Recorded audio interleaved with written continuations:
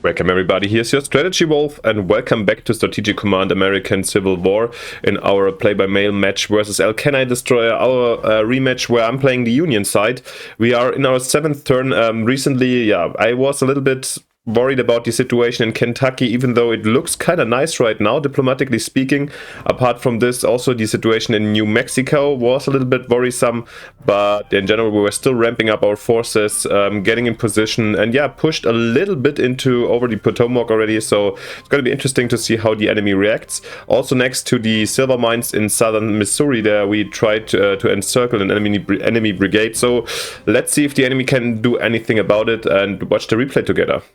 Let's get in.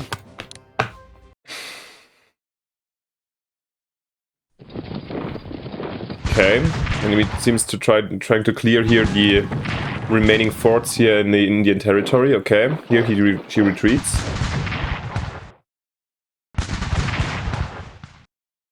But the enemy doesn't seem to get out of the Carthage situation, and General Price here, the HQ, is getting stuck. Nice, we interrupted here the gunboat. And the enemy is attacking here Alexandria at the Manassas. Interesting. Okay, 3 attacks on Alexandria. And did I just see some troops landing over here in... Okay, in this peninsula? Let's have a look at this for a second. A convention is held in Frankfurt to gather support for secession. Oh, alright, still stuff is going on, and what the hell? I feel like Kentucky is really costing me my sleep. Let's have a look at Kentucky's diplomatic situation in a second. Union occupies the eastern shores of Virginia. Exactly, that's what I was thinking where we would go. Maybe it was our changes for our side. Ah, yeah, here's... The enemy had actually a Kentucky diplomatic success. Okay, 7%. Holy. Okay, but we're still... Now it's growing to our side. I feel like the success came a little bit late, and probably our investment was still worth it then, because... Alright, Kentucky is absolutely the topic of these turns. Let's check again for enemy's investment. So the enemy did not reinvest in diplomacy. So now it's still 500 being invested. Oh god, I didn't read the rules. I wanted to check out if it's like in War in Europe, where apparently if you have both 2 invested, none of the opponents has a chance. And if you've got 1 more, you just have basically the 3% of 1 shit more. So, okay. But still, like, there was this Frankfurt Convention for Secession. I've got to maybe read on this, that one, probably, yeah. Or we shall just get surprised. But 20% to our side and 3 chits invested. Come on, this looks pretty well. And the autumn is coming soon, so yeah, come on. I feel like the enemy's chit was a little bit too late. Alright, what else? Let's have the look over here. Nice, that our frigate over here... Looks like we can destroy the enemy gunboat, therefore already like establishing our naval dominance. Here the Alexandria attacks. Okay, and this was just the switch. Okay, Drummond town and so on. This changed possession. Okay, we took it over. This is the regular way it goes. Alright. Very well, no new units to deploy this turn. Let's have exactly over here in Missouri. This is fantastic. So we've actually got the enemy encircled. This looks very good. And here Price on his retreat ran into our cavalry. This is wonderful. So, looks like actually the enemy decided to go here in the mountains. Looks like we can actually encircle here the enemy HQ. So it looks like a nice early success in Missouri. Very nice to see. Alright guys, so much for the quick analysis. I'll go and take my notes and have further thoughts and present them to you in the manner you're used to in a second. See you then. Alright guys, I'm back. I have my thoughts and let's see what we're gonna do. Here in the west, maybe my sorrows were a little bit early. I don't know, maybe I forgot. Maybe this one is actually blocked or the enemy forgot about her calf here in El Paso. At least 1 more turn. The next turn probably our troops arrive here. So yeah, this will be blocked off. I don't worry about it. However, down here Arizona and here the Chino silver mine, very much under threat still. And I wonder, I would be surprised if we wouldn't lose it. Yeah, but good news on this front, or really surprisingly nice, yeah, things that are happening. I basically liked what she did here. I really don't understand why. Yeah, maybe trying to open up here to Carthage, I guess, or taking Joplin, but yeah, and not considering, and probably this was an ambush, so the enemy didn't know that Joplin was, of course it was, occupied here by our cav, which now leaves us in the wonderful situation where we can basically, yeah, we will encircle here everything and take out this entire army group, I guess, or tiny detachment. It's still not a massive one for sure, but nevertheless. And let's do it. How are we gonna do it? Let's definitely use this cav to attack. Okay, no success, and then encircle. Okay, we even see that fire at will is without any garrison, so we can even take it, and I will. I refuse to take this attack, since I rather take the action point to move down and take fire at will. Yeah, for sure. Fighting spirit objective number 1 being taken, even though we have the ambush over here. Well, absolutely worth it.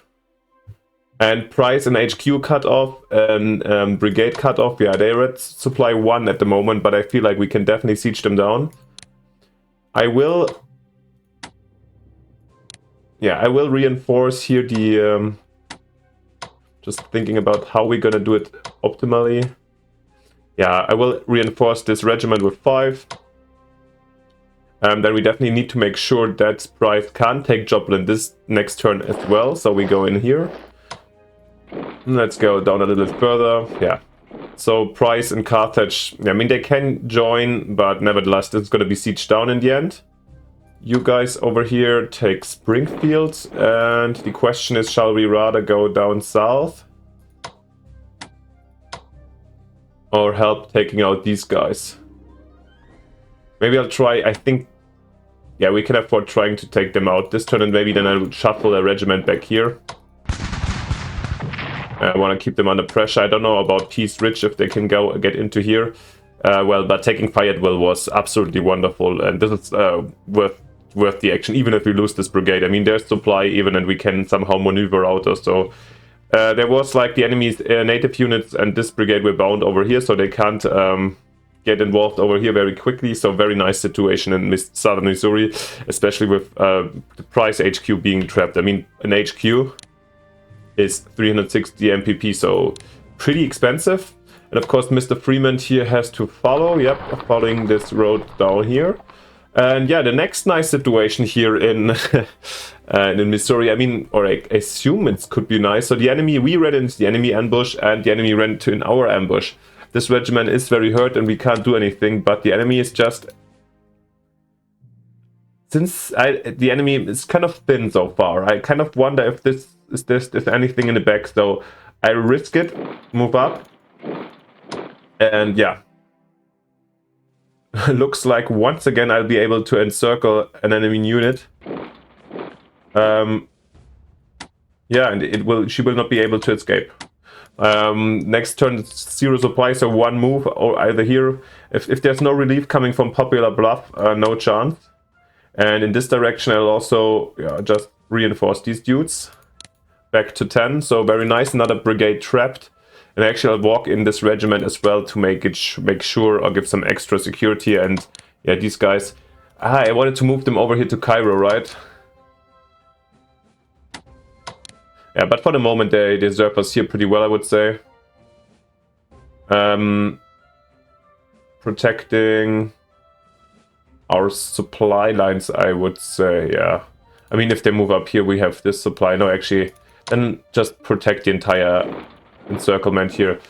Very nice. I don't know. The enemy will not be happy about this situation over here. This is, yeah, very surprising, nice opening, or like a continuation of our Missouri campaign. And yeah, if we take them out, I didn't expect to be able to push actually, but with this, I'd say, local superiority, it will be hard for the enemy to bring really like reinforcements over here. So maybe we can even push on to Fort Smith. Yeah, let's resolve this first and see if we can establish ourselves here in Arkansas or not. But this is kind of promising and a nice development. All right, over here, West Virginia. Yeah, Here was, by the way, Frankfurt, where they were talking about secession. I really hope for them they're not doing that. Yeah, over here, Western Virginia. Let's have a look at the partisans. So McClellan has to stay here. Let's have a look at our supply. Now in next turn. Alright, you can march. You have just 4 movement. As I explained to you last turn here, I don't expect to actually take any of the ground or any parts of... Or I feel like the enemy will have troops here. But I want to force the enemy to do so, because with our moves down here, I hope I'm causing stress, because the enemy sees the border move up, and this is all I want by now, yeah. I mean, next turn I will check if Christiansburg is occupied. If not, that would be really surprising, but very well. Same here. Here's the real objective. But here's a really super not so nice mountain path to Staunton. Sorry, I always forget. And here we basically have absolutely no supply. Nevertheless, I'll risk, I think, getting no supply for a bit. Oh god, I would need McClellan over here. So actually, I feel like... Actually, it's really caused stress. I know next turn and... Okay, we move here. We're gonna be out of supply. 1 turn, 9. 2 turn, 8. 7, 6. So it's gonna be really some sacrifice, or we can move because Staunton will be protected. But here it's threatening the mines. Is this worth risking the brigade? But the emotional stress is really important also, you know. We'll get damage here anyways next turn. No, I'm pretty sure the enemy will have this. I'll just move back here into secure areas. Actually, then I'll bring this brigade over here to replace McClellan, and then I'll move him over here. So in the end, the target would be to get the HQ over here, so we actually can get some supplied offensive in parentheses. Well, nevertheless, this is West Virginia, nothing big to happen over here, so yeah. Rather interesting is the situation, of course, here on the Potomac front, where the enemy showed with some more forces and even attacked Alexandria several times. So we'll definitely reinforce Alexandria. Then I'll attack here this wounded unit, just to almost definitely, yeah, let's do it. By the way, let's set the mode to auto assist, yeah. And over here too. Nope, it's not set yet. Oh, it is. Remember, we brought in Gilbert last turn. Oh, I don't have the command range for these dudes. Oh, shit. Oh, sorry, guys. I need to get the field telegraph technology out. Alright, and nevertheless, I'm gonna attack here just to exchange these hit points. Are not the best outcome for us, but okay. Okay, and you can go in this position. No! I wanted to move here and... Oh, oh gosh. Yeah. Oh, well. This was a misclick in the end. Or maybe, yeah, I took just this route. Well, we gotta take this position. Actually, I wanted to man this position over here, but now since this dude is exposed, I've got to secure here, I feel like. Where we can shift everything a little bit. And I will. Well, apparently we're moving on broader front over the Potomac to meet the enemy, despite her being present quite well over here. I mean, every time I could move in and attack from this side too, right? But I'm a little bit scared what's in this gap. So yeah, a little bit risky, but I feel like the enemy is not going to crush us. So worst case, we have time to retreat a little bit and get reinforcements in. That's fine. Yeah, but the battles at the Manassas are also commencing. Yes, it's getting more intense. Over here, over there in Shenandoah Valley, we brought this dude from Western Virginia. And God, would I love to have some cavalry over here. I have really no idea what's over here. And I feel like the enemy would be not so risky to just leave the entire flank here open, but You never know. Is there a chance we can take Winchester this turn? Yeah, we have to try it at least. It's just a regiment. And it will improve our situation over here massively. Okay, let's then use these guys for scouting. Oh god, really the enemy did not occupy Woodstock, very interesting. So yeah, we had one step close to the mine. Oh, I'm surprised by the enemy's defense over here. Nope, and I can't take this one, so let's push up here. Is there any supply for our troops actually next turn here? Yeah, actually not so bad, nice. However, we need to kind of take Winchester.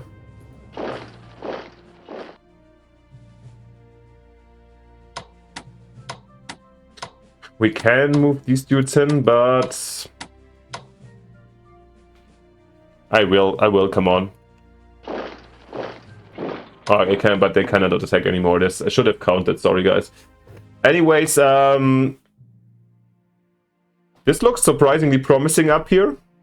But you know, we are still working with brigades here, so basically the first real division like this cavalry here is gonna change a lot, I guess, since now we're just moving open spaces and trying. These division brigades don't have the punch to really destroy things, as you see, as we're struggling really to take out a simple regiment here in Winchester. Nevertheless, I'm quite happy to being able to take up this like little part of here of northern Virginia. So best case, we can push the enemy down here to this Shenandoah River. Yeah, that would be perfect. But yeah, I don't know how the enemy reacts with these forces over here. All right, so much about the Potomac front. That leaves us basically just with some naval action, where the enemy ran into our frigate over here. So we can take out this gunship with a lot of pleasure. Nice. Then we realized last time we just need one unit within 2 hexes, and that's why we moved down our troops over here. Yeah. Okay, now with the battle, they can't really fight anymore, so you just drive down. In this case, you stay here. That's fair. The one frigate here. Okay, you guys can move up also down here. Then this frigate takes over. And that's it with the frigates down here. We've got just in the Gulf also some ships left. Our frigate here.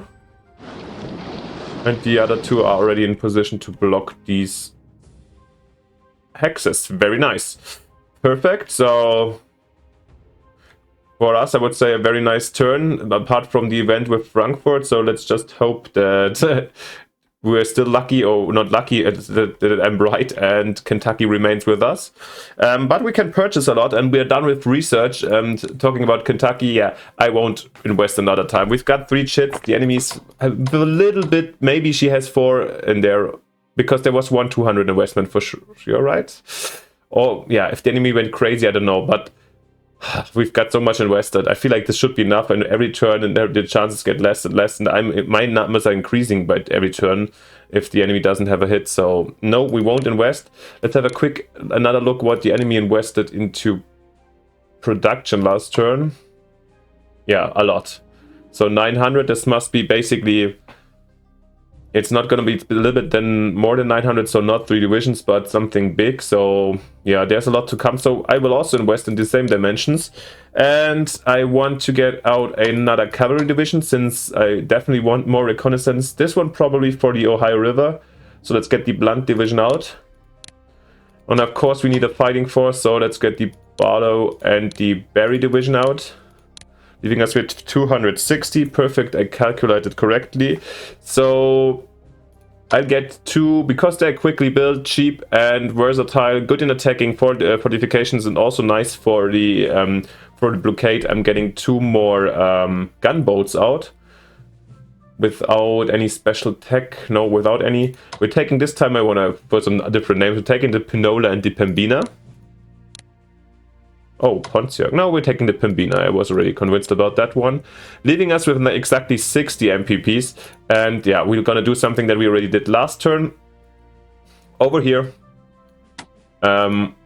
Since we brought in Gilbert, Banks is a little bit better than, who was this the other time? I've already forgot his name. Or McDowell, I think, with just 2.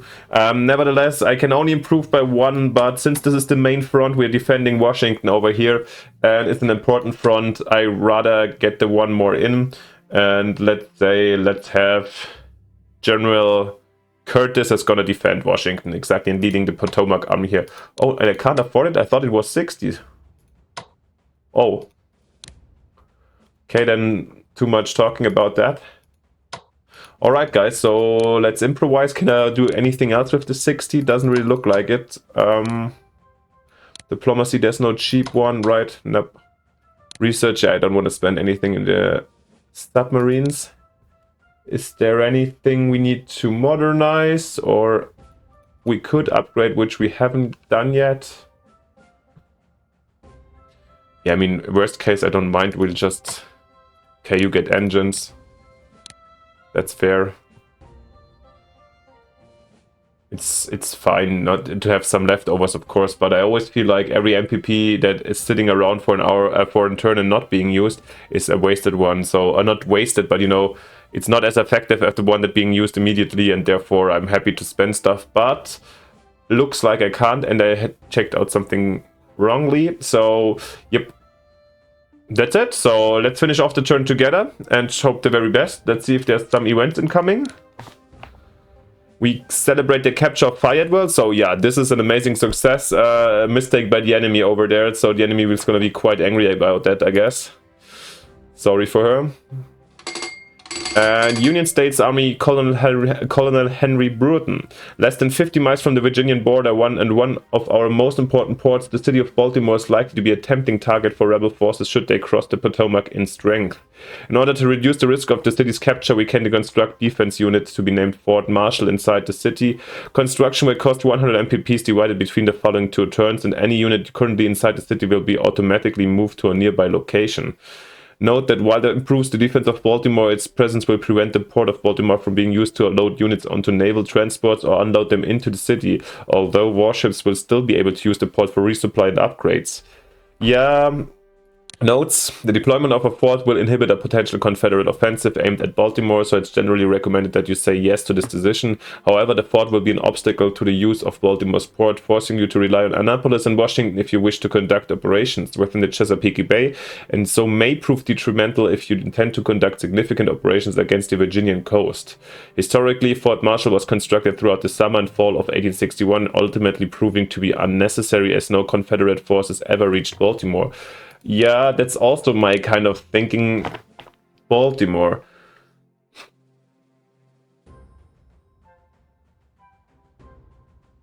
I feel like 100 MPPs, sure, but yeah, Baltimore is also, as mentioned, you can ship out troops from here nicely, and I feel like I tried best case that I will prevent the enemy anyways from getting here over the Potomac too far. So Baltimore is really far away, and I feel like the enemy on the way would have taken DC or Annapolis anyway. So actually no, I'm gonna go say no with this one. Not a big fan. No fort here. The Osage join. They will join us actually. So, but here the Confederate signs a treaty of friendship with the Creek. Okay, getting more white over here with the Cherokee. So yeah. So this might help the enemy actually a lot in this situation down here. So all the natives joining in. We're getting our solid income of 1267. And that's it for this turn. So thank you very much for watching. If you liked it, it would be amazing if you leave me a like and a subscription, you know, since it costs you nothing and it really thrives me and motivates me to continue with this channel. So thank you very much for that. And yeah, let me know what you think about the operations, the ongoing operations, about your thoughts. Let me know.